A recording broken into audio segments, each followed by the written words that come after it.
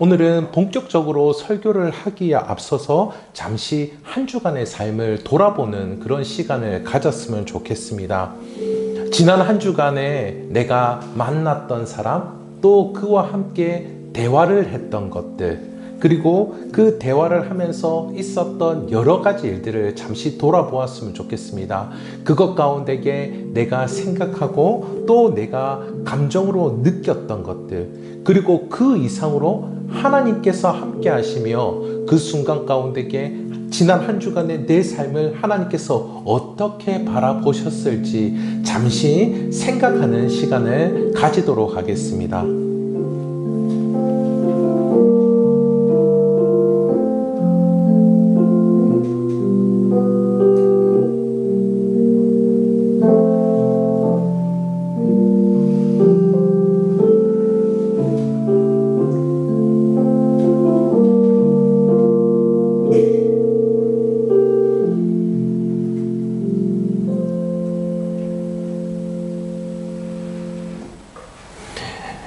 예, 길게 더 드리면 좋을 것 같은데요. 예, 저희 한 주간의 삶을 요약하자면은 나눔과 풍성함입니다. 잘 아시겠지만은 또 함께 나누게 되었을 때 풍성함을 누리는 것들 우리는 경험하지 않습니까? 저는 한 주간의 삶 가운데에서 여러 사람들에게 복음을 전하는 일들이 있었고 또 그 복음을 전함을 통하여서 그분들과 또 저 역시 은혜를 경험하는 일들도 있었고 또 그 일들을 통하여서 또 다른 분들에게 복음을 전할 수 있는 그런 기회들도 있었습니다. 그래서 이렇게 또 복음을 전하는 것뿐만 아니라요, 또 시간을 함께 나누고 또 물질도 함께 나누는 일들을 통하여서도 더 풍성함들도 누릴 수 있었던 것 같습니다. 한 주간을 돌아보시면서 어떤 생각이 드셨는지요? 이렇게 한 주간을 성찰해 보는 그와 같은 시간을 이렇게 예배라는 계기를 통하여서 돌아보게 되는데요. 이와 같은 성찰의 시간을 통하여서 우리의 삶 가운데에 하나님께서 함께 하시고 하나님께서 은혜를 부어주신다라는 것들, 그것들을 또 다시금 생각함으로 강건하게 우리의 심령을 세울 수 있기를 우리 주님의 이름으로 축복합니다. 자, 그러면 오늘 본격적으로 오늘 말씀을 보도록 하겠습니다. 이 이사야서 13장에서 23장의 말씀은요, 우리가 보는 것처럼 계속해서 열국들, 10개의 나라들, 그 열방들에 대해서 하나님께서 심판하시는 내용이 나오고 있습니다. 그래서 그 네 번째 나라로 지금 모압에 대해서 심판하고 있는 내용이 우리가 오늘 함께 읽은 본문인데요. 모압은 아마 성경을 좀 아시는 분들은 오래 전부터 나왔던 이름이다라고 하는 것을 아실 것입니다. 이 모압 족속이 어디서 나왔냐면요, 아브라함의 조카가 누구인지 아시죠? 아브라함의 조카가 롯입니다. 롯.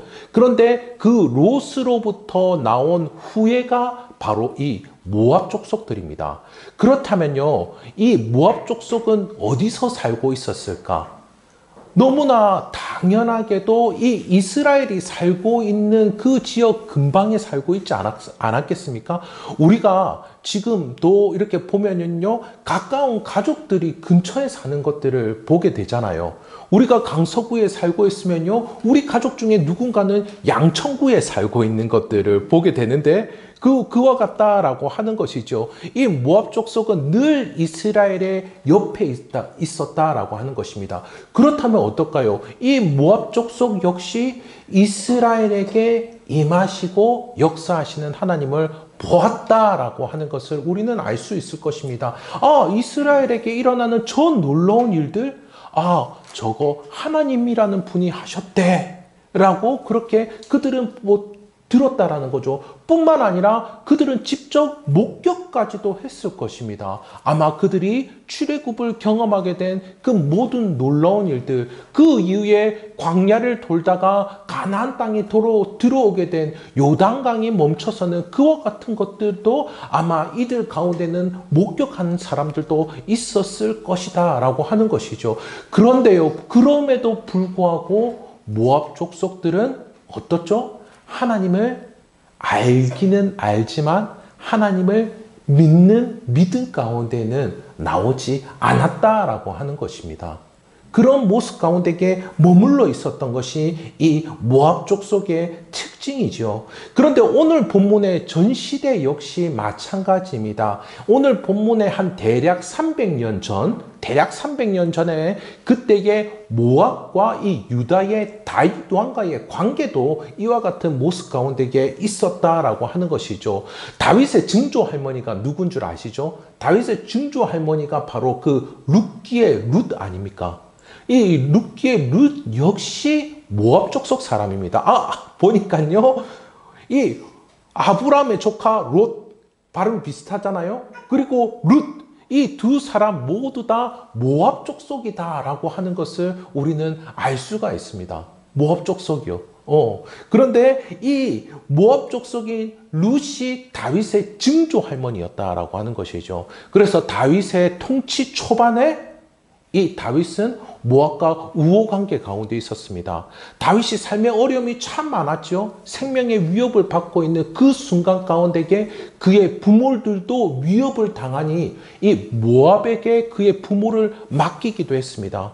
그런데요, 또 모압과는 큰 갈등 가운데도 있었던 것들을 보게 되는데요. 이후에 보면요, 다윗이 모압 사람들을 데려다가 다 길에 눕힙니다. 길에 눕힙니다. 그리고 그 당시에 도량이 어떻게 되는지는 모르겠지만은 한 줄, 두 줄을 넘어가는 키를 가진 사람은 누워서 줄을 지어서 모두 다 죽여버립니다. 그러니까 군사력을 없애겠다라고 하는 것이죠. 그런 일들, 이게 역사가들 가운데는 이런 이야기들을 합니다. 모압 왕이 다윗의 아버지를 죽였을 것이다, 이렇게 이야기를 하는 분들도 있는데요. 그런데 여하튼 이 모압이라는 나라는 어떤 나라냐면은 이스라엘 옆에 있어서 이스라엘의 편입이 되었다가 독립이 되었다가 이스라엘과 평화롭게 지내다가 또 티격태격하는 그런 모습 가운데에 있었다라고 하는 것입니다. 소위 우리가 우습게 이야기하는 그 관계 가운데에 흔한 남매라고 그렇게 이야기하죠. 그런 모습 가운데에 있었던 국가가 바로 이 모압이라는 나라였다라고 하는 것입니다. 오늘 말씀에 이 모압이라는 나라가 결국에는 망하기를 얼마 두지 않은 그와 같은 시점이었습니다. 이 모압은요, 기원전 582년경에 이 바벨론의 느부갓네살 왕에 의해서 582년에 완전히 망해버리고 이 땅 가운데 그냥 완전 사라져 버렸습니다. 그런데요, 지금 그 120년 전, 130여 년 전에 이 이사야가 모압에 대해서 심판을 예언하고 있는 그런 장면이다라고 하는 것이죠. 하나님께서 이사야를 통해서 이 모압에게 말씀하십니다. 너희 난민을 신청해라, 그렇게 이야기하는 겁니다. 난민을 신청해. 오늘 본문이 그런 본문입니다. 너희 유다에게 가서 다시 유다의 편입이 되게 해달라고 유다에게 강구하라, 그렇게 이야기를 하고 있는 것이죠. 오늘 말씀의 1절과 2절 말씀 우리 함께 보도록 하겠습니다. 오늘 말씀의 1절과 2절 말씀 제가 읽어보도록 하겠습니다. 너희는 이 땅 통치자에게 어린 양들을 들이되, 여기가 이 땅은요 바로 유다를 이야기하는 거죠. 셀라에서부터 광야를 지나 딸 시온산으로 보낼지니라. 모압의 딸들은 아르논 나루에서 떠다니는 새 같고 보금자리에서 흩어진 새 새끼 같을 것이라. 아멘. 모압에는요 유명한 물품이 두 가지가 있었습니다. 무엇이냐면요, 그곳은 가축이 아주 잘 자라는 그런 곳입니다. 중간중간에 물들도 있고요. 그리고 들판에 이렇게 풀들도 나고요. 그러니까 먹이고 마시게 할 수 있는 곳이 참 많은 거죠. 그래서 그곳에는 양이 많았습니다. 또 뿐만 아니라 물이 풍부한 구릉지대, 그런 곳 가운데는 또 포도나무가 잘 자란다, 그렇게 이야기를 하더라고요. 그래서 이 두 가지 유명한 물품이 있었는데, 그래서 모압은 주변 나라들의 양과 포도를 바치면서, 조공을 바치면서 그들의 명맥을 유지하고 있었던 상황입니다. 그러니까요, 이때도 유다에게 양들을 바치면서 유다에게 편입이 되게 해달라고 그렇게 난민 신청을 하라고 이야기를 하고 있는 것이죠. 너희의 운명을 유다에게 맡기라, 그렇게 이야기하고 있는 것입니다.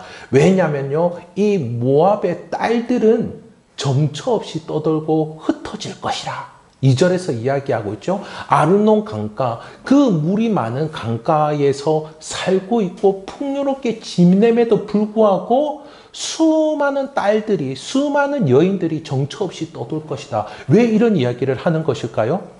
아내는 남편이 죽게 되고 처녀들은 결혼할 남자가 없는 겁니다. 왜? 전쟁에서 모두 다 죽어버렸으니까요. 그러니 다시 유다로 소속이 되어라 라고 그렇게 이야기를 하고 있는 것입니다. 마지막 멸망에 이르기 전에.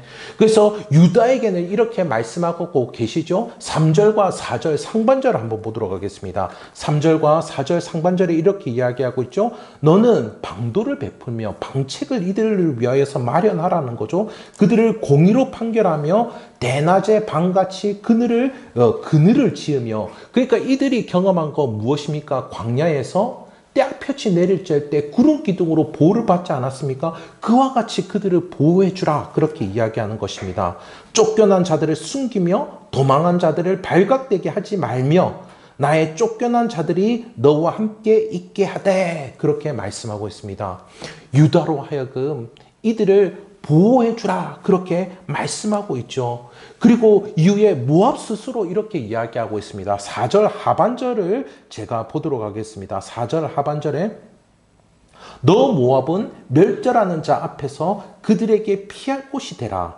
대저 토색하는 자가 망하였고 멸절하는 자가 그쳤고 압제하는 자가 이 땅에서 멸절하였으며. 여러분 여기 잘 보십시오. 너 모압은 멸절하는 자 앞에서 그들에게 피할 곳이 되라. 아니, 지금 모압이 난민 신청을 하러 왔는데 지금 여기서는 갑자기 너 모압은 다른 나라로 하여금 피난할 곳이 되라, 그렇게 이야기를 하고 있다라고 하는 거죠. 그래서 이 본문에 대해서 수많은 사람들이 이렇게 여러 의견을 내는 것들을 보았습니다.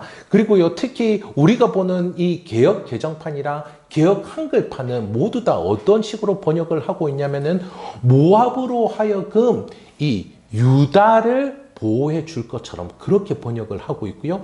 그리고 제가 우리나라의 다른 번역 성경도 싹 다 보았습니다. 다른 번역 성경들은 지금 우리 새 번역 성경을 보시는 분들도 있을 텐데, 새 번역 성경은 이 전체적인 문맥에 따라 유다로 하여금 모압을 보호하도록 이렇게 번역을 하고 있습니다.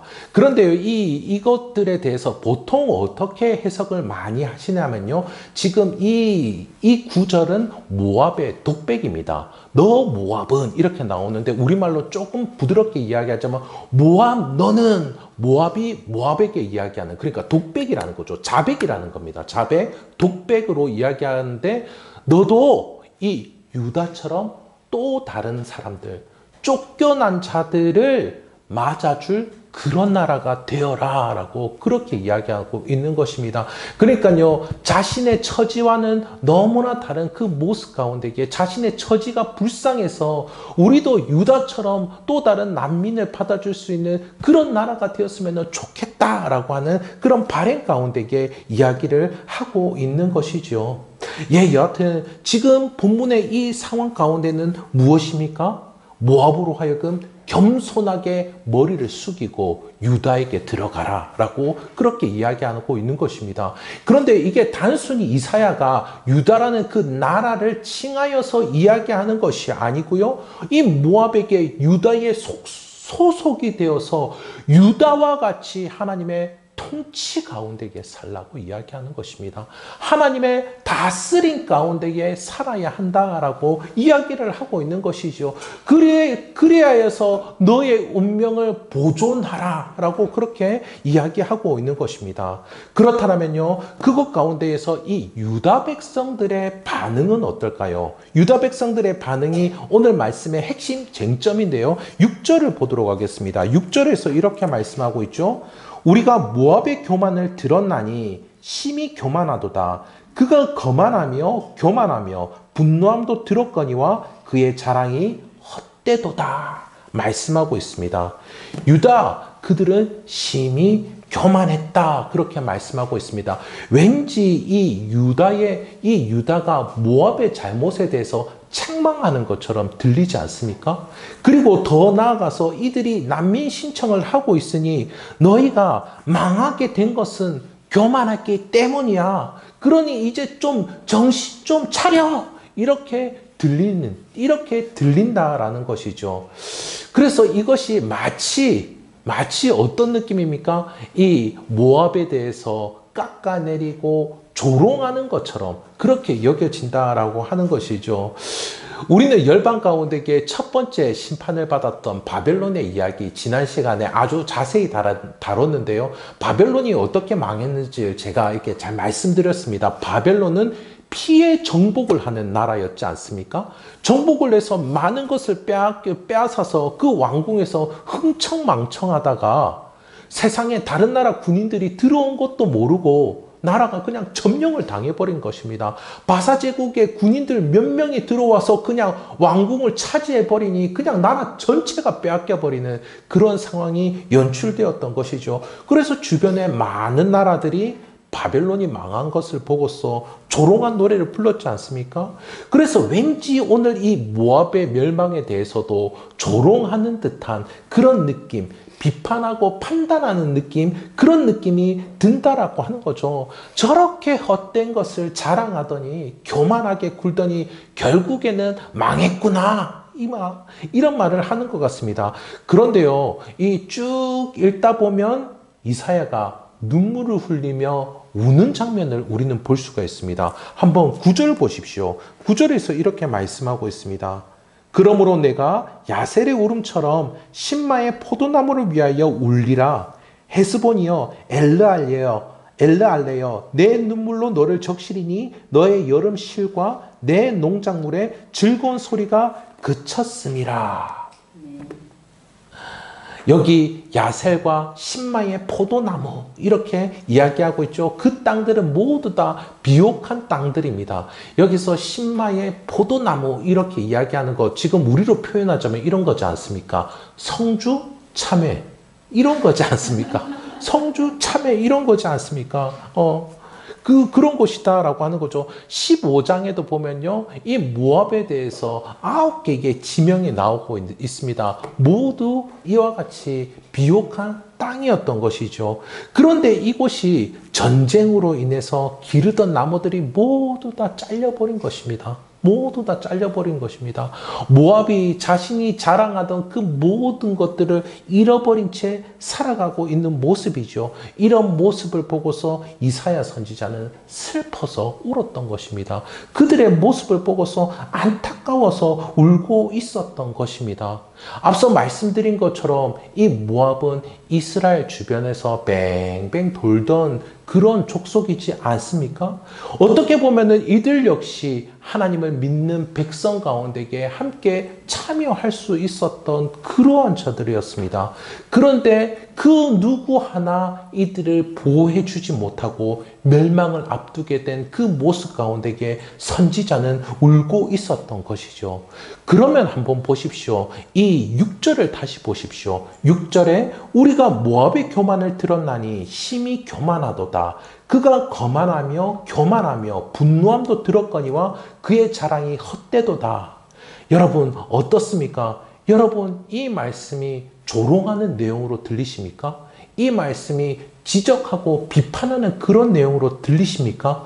그렇지 않지요. 앞에 1절과 2절에서 난민 신청을 해야 하는 모압이었습니다. 그리고 9절에서는 이사야 선지자가 이 모압을 보고서 눈물을 흘리고 있습니다. 그렇다면요, 여러분 이 난민을 보고 울고 있다면 이 6절이 조롱하는 내용일 수가 있겠습니까? 이 6절이 비판하고 지적하는 그런 내용일 수가 있겠습니까? 긍휼히 울며 슬피 우는 것과 조롱하는 것을 어떻게 같이 할 수 있겠습니까? 그렇다면요, 이 6절의 반응은 무엇일까요?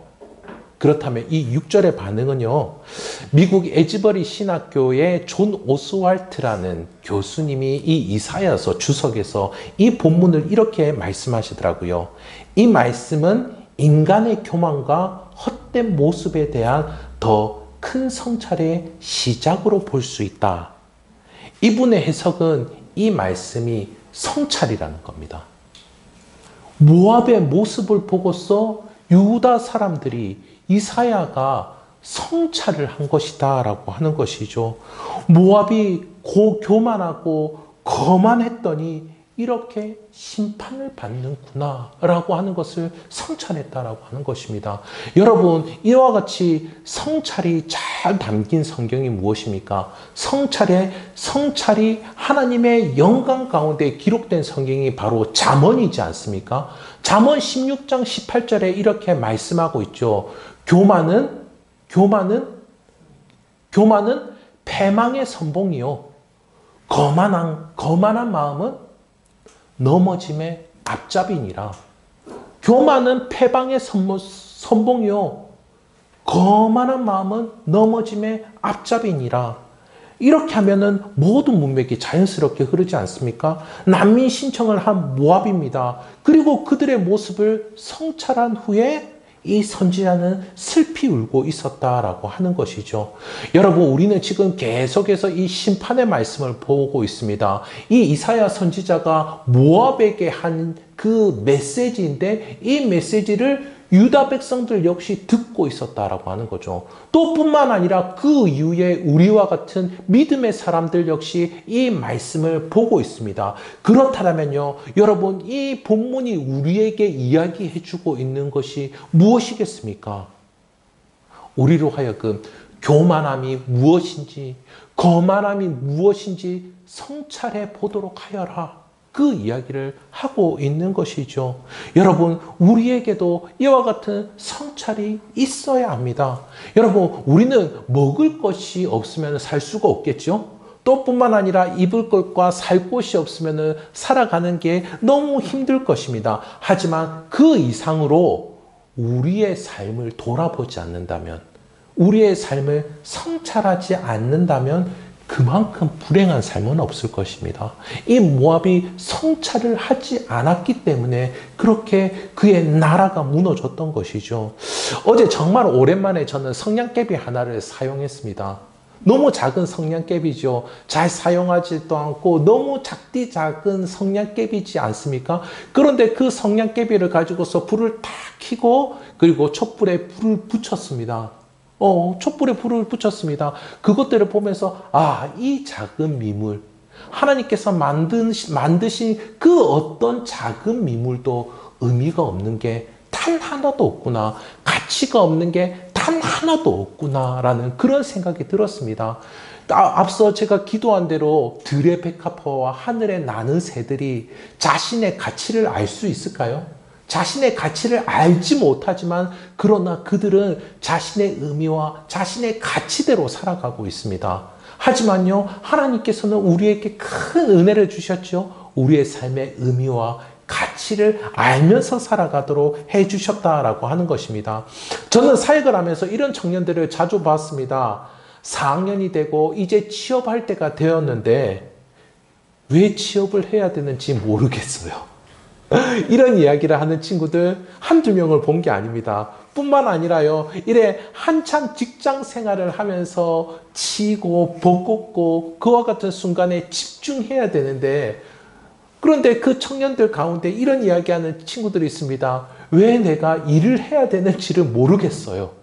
이런 친구들을 자주 만나보았습니다. 사실 이런 질문들은 어떤 질문입니까? 목사에게 하는 질문이 아니고요, 자기가 자기에게 하는 질문이죠. 자기가 자기에게 하는 질문. 내 삶의 의미를 모르겠습니다. 내 삶의 가치를 모르겠습니다. 라고 물어보시는 것이죠. 사실 우리는 주변에 조금만 돌아다 보면요, 성찰하라고 이야기하는 데가 너무 많습니다. 가톨릭에서도요, 저 여기 등촌동 그 성당 가끔씩 이렇게 가거든요. 거기도 성찰하라는 내용이 진짜 많이 나오고요. 그리고 불교에서도 성찰하라는 말이 너무나 많습니다. 그리고 요즘에는요, 이 사회복지관만 가도 성찰하는 데가 많고요. 요가 필라테스 하는 곳에 가도 성찰하라고, 명상하라고 그렇게 이야기를 합니다. 최근에 제가 또 흥미롭게 본 것 중에 하나는요, 이 뇌과학을 하시는 분들 가운데에서 성찰하지 않는 삶을 살아가는 사람들은 뇌에 문제가 생긴다고 합니다. 뇌에 문제가 생긴다라고 해요. 자신의 삶을 엮어가지를 못하는 그와 같은 문제가 생긴다고 합니다. 그런데도요, 여전히 많은 현대인들은 성찰을 하지 않는다라고 그렇게 이야기하죠. 작년 말에 오스기니스라는 작가분, 아마 이 소명이라는 책으로 굉장히 유명한 작가분인데 그분이 책 한 권을 내셨습니다. 나는 무엇을 위해서 사는가라는 책을 내셨는데요. 여기서 사람들이 성찰하지 않는 세 가지 이유를 이야기하고 있습니다. 하나는 일탈, 하나는 타협, 타협 협상, 하나는 소음, 이렇게 이야기하는데 이 일탈이라는 것, 그분이 이야기하는 일탈이라는 건 이런 것이더라고요. 사람들이 지금이 전부인 것처럼 산다고요. 사람들이 자기가 늙고 병들고 그리고 결국에는 죽게 될 것이라는 것을 인정하지 않고 지금이 전부인 것처럼 생각을 해가지고 사람들이 지금에 충실하게 살지 않는다고 합니다. 지금의 그 삶 가운데에서 내가 어떻게 살아가고 있고 그리고 내가 이곳 가운데에 내가 어떤 가치를 발현하면서 살 것인지 이런 고민을 하지 않는다라고 하는 것이죠. 그 대신에 넘쳐나는 정보와 오락거리와 기분 전환할 수 있는 것에 몰두해 버린다라고 합니다. 지금 내가 충실하게 바치는 그 일상에 대해서 성찰을 해야 되는데 그 시간에 성찰을 해야 되는 그 시간에 그냥 일상에서 일탈을 해버려 가지고 기분 전환할 수 있는 것, 오락거리 이런 것들을 찾아 나선다라고 하는 것이죠. 둘째는 타협이라는 것으로 또 이렇게 사람들이 성찰을 하지 않는데요. 이분이 하시는 이야기가 이것입니다. 중요한 삶의 문제를 미루어 버린다라고 이야기해요. 자신이 구원받는 문제에 대해서, 자신의 소명을 찾는 것에 대해서, 자신의 영혼의 안위함을 위한 그 문제들은 미뤄버린다라고 합니다. 그러면서 사람들이 이렇게 나온대요. 저 옆집을 한번 봐. 저기 30대, 40대, 50대 그 사람들이 어떻게 살아가는지 나도 저 사람들이 저렇게 갖춰놓고 살아가는 거 나도 얼른 마련해야지. 이런 긴급한 생각을 가지고서 자신에게 있어서의 중요한 내용들은 그냥 밀어버린다라는 거예요. 밀어버리는 거예요. 또 하나는 이런 것입니다. 소음입니다. 소음. 자신의 경험하면서 부정적인 생각들, 자신이 경험했던 왜곡된 소리들이 계속 자기 안에 맴도는 거예요. 그래서 잘못된 성찰을 하게 되는 그런 모습에 이르게 된다라고 합니다. 그래서 이 작가분은 더 늦기 전에 성찰을 시작하십시오. 성찰을 시작하십시오. 이렇게 이야기를 하는데요. 여러분, 우리 대나무를 보지 않습니까? 대나무가 나무 가운데에 정말 키가 크지요? 근데 대나무가 이렇게 키가 클 수 있는 이유가 마디 때문이다. 그렇게 이야기하더라고요. 마디가 있고 또 쑥 자라고 마디가 있고 쑥 자라는 것이죠. 마치 이와 같은 것 같습니다. 우리의 삶 가운데 내 일상을 충실하게 살다가 그것을 한번 성찰해 보는 것, 마디를 한번 지어보는 것이죠. 그러면서 또 쑥 크고 하는 것이 바로 우리의 삶일 것 같습니다. 우리 안에도 이와 같이 우리 자신과 우리 주변의 상황들에 대해서 성찰해 볼 수 있기를 간절히 소원합니다. 그런데 이제 더 중요한 게 있습니다. 성찰을 하는 것도 중요하지만요, 무엇을 성찰하느냐, 이것이 훨씬 더 중요하겠죠. 거짓말을 하면은 좀 잘 살게 되더라. 거짓말을 조금 해야지 살게 되더라. 이런 내용을 성찰하면은 안 되지 않겠습니까? 6절부터 8절을 보도록 하겠습니다. 제가 6절 번갈아 읽도록 하겠습니다.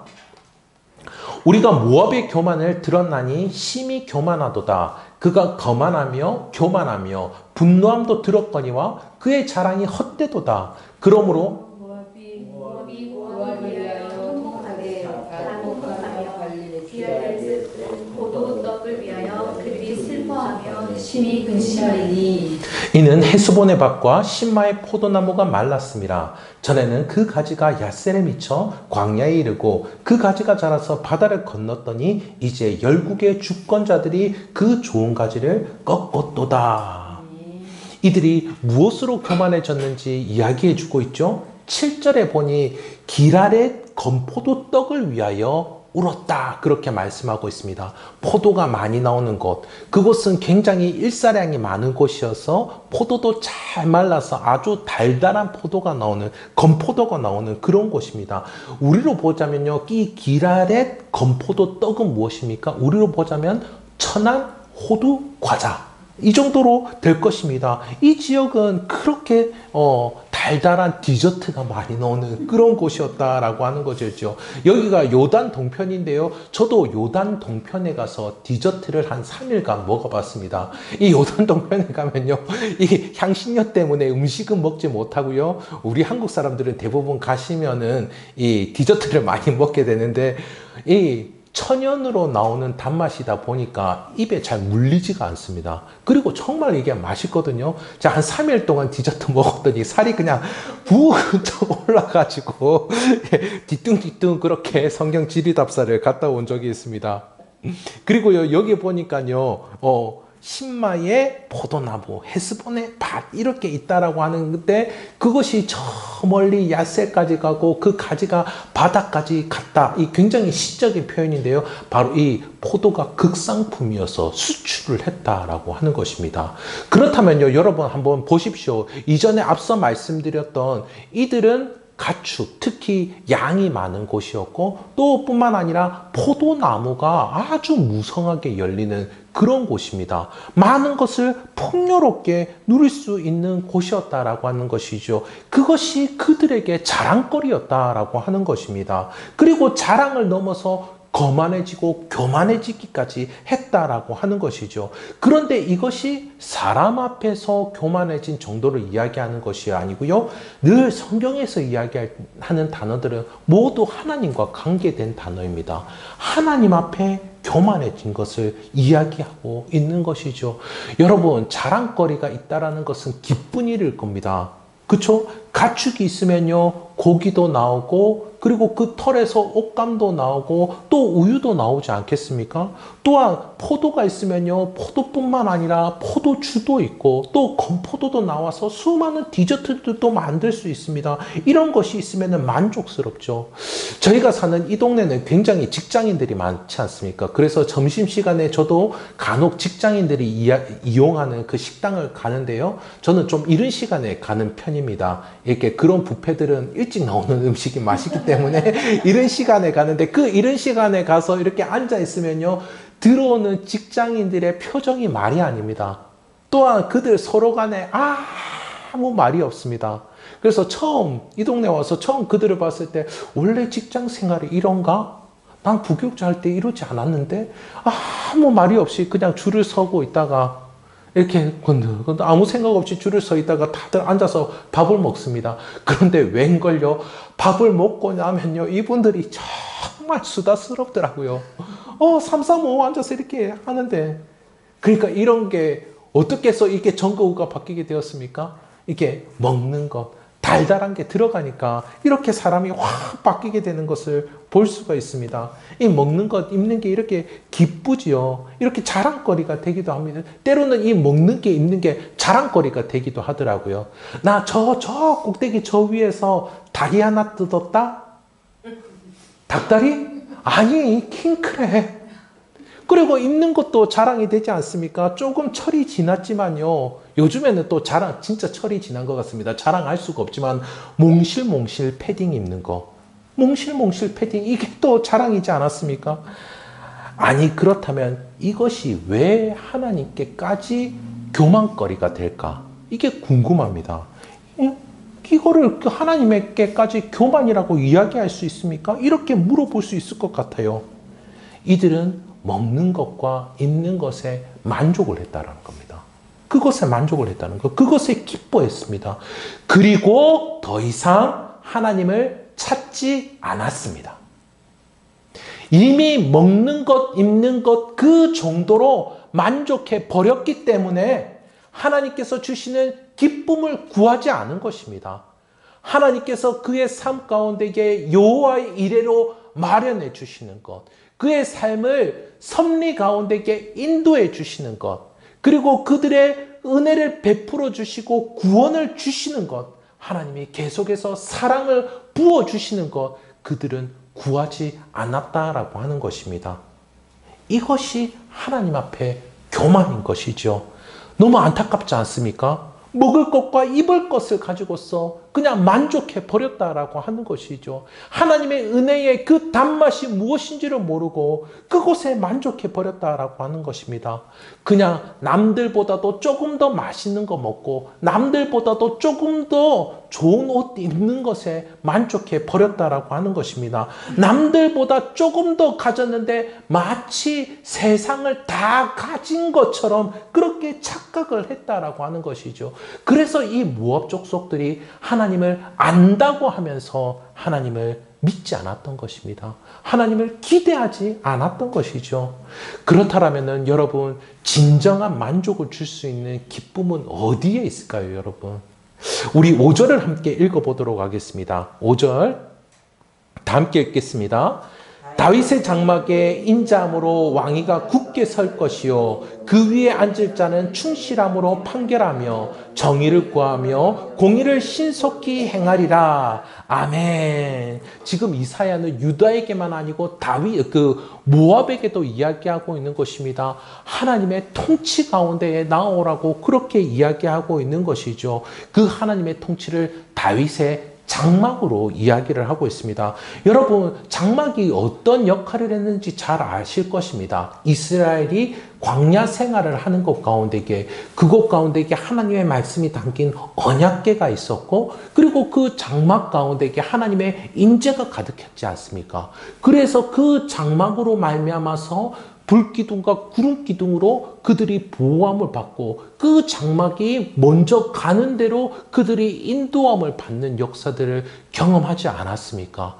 이렇게 장막이라는 것은 하나님의 임재로 말미암아 그의 삶을 온전히 살아갈 수 있는, 그 백성의 삶을 온전히 살아갈 수 있는 삶의 역할을 했다라고 하는 것이죠. 그런데 이전에 장막 안에서 이 언약궤를 가지고 나온 사무엘의 두 아들이 있었습니다. 블레셋과의 전쟁 가운데 이 홈니와 비느하스, 이 이름이 조금 어려우면 그냥 이렇게 생각하면 됩니다. 바보와 천치 이렇게 생각하면 됩니다. 더맨 더머 이렇게 생각하면 됩니다. 이 두 친구가 블레셋과의 전쟁 가운데서 이 언약궤를 들고 나와 버렸죠. 그리고 그들은 이 요술 상자로 여긴 것입니다. 언약궤를 완전히 전쟁에 패하고 언약궤를 그 블레셋에 빼앗기지 않았습니까? 그런데 하나님께서 어떻게 하시죠? 그 언약궤가 있는 이방 지역을 모두 다 저주하시고 하나님께서 친히 자신의 언약궤를 이 이스라엘 지경 가운데 들어오게 하십니다. 그런데 그때까지도 이 원래부터 하나님의 언약궤가 있고 장막이 있었던 예루살렘에는 들어오지 못하고요. 이 블레셋과 이 이스라엘의 경계 가운데 있었던 기럇 여아림에 20년간이나 머물러 있었다라고 하는 것이죠. 그런데 이 다윗이 어떻겠습니까? 지금 다윗의 장막이라고 이야기하지 않습니까? 이 다윗이 어떻겠습니까? 하나님의 저 언약궤, 하나님의 임재가 있는 저 언약궤가 더 이상 저곳 가운데 머물러서는 안 되겠다라고 그렇게 여겼던 것이죠. 다윗이 왕으로 세워졌습니다. 자신이 왕이 된 것은 하나님이 세우셨기 때문이고 진짜 왕은 하나님이시다라고 생각을 한 것이죠. 그래서 다윗이 기럇 여아림에 있던 이 언약궤를 예루살렘으로 가져오지 않습니까? 그때 이 언약궤가 들어올 때 다윗이 어떻게 했죠? 언약궤가 들어올 때, 이 언약궤가 들어오고 이 장막이 이곳 가운데에 굳건히 세워지게 되면 이곳에 하나님의 임재가 가득하여서 하나님의 회복의 역사, 하나님의 구원의 역사, 하나님께서 정말 거룩과 공의로 이 땅을 다스려 주실 그 역사가 일어나겠구나라고 하는 것을 그는 기대했던 것이죠. 그래서 그는 그 언약궤가 들어올 때 춤을 추지 않았습니까? 장막 안에 그 언약궤가 안치될 때 자신의 하체가 드러남에도 불구하고 부끄러운 줄도 모르고 그가 기뻐 춤을 추지 않았습니까? 그런데 이후에 이 아모스서나 사도행전을 보면요. 어떤 표현이 나오면은 이 표현과 굉장히 유사한 표현이 나옵니다. 다윗의 무너진 장막이라는 표현이 나옵니다. 다윗의 무너진 장막. 그러니까요, 이 장막 가운데에 앞으로 이 장막을 세울 왕이 올 것이다 라고 이야기하는 것이 아모스서이고요. 이 사도행전에서 다윗에 묻어진 장막이라는 이 표현은 이 장막을 세울 왕이 이미 왔다라고 그렇게 이야기하는 것입니다. 그렇다면요, 이 다윗의 장막을 굳게 세우실 왕이 누구입니까? 예, 마태복음 1장 1절의 표현을 빌리자면요, 아브라함과 다윗의 자손 예수 그리스도이십니다. 예수 그리스도가 왕이 되어 주셔서 자신의 나라를 회복과 거룩과 공의와 은혜의 나라로 세우신다라고 하는 것이죠. 언약궤가 들어올 때 이렇게 왕이신 하나님께서 통치해 주신다는 것을 믿고 기뻐했다면 예수님께서 이 땅 가운데에 오셨는데 그렇다면 우리의 반응은 어떠해야 하겠습니까?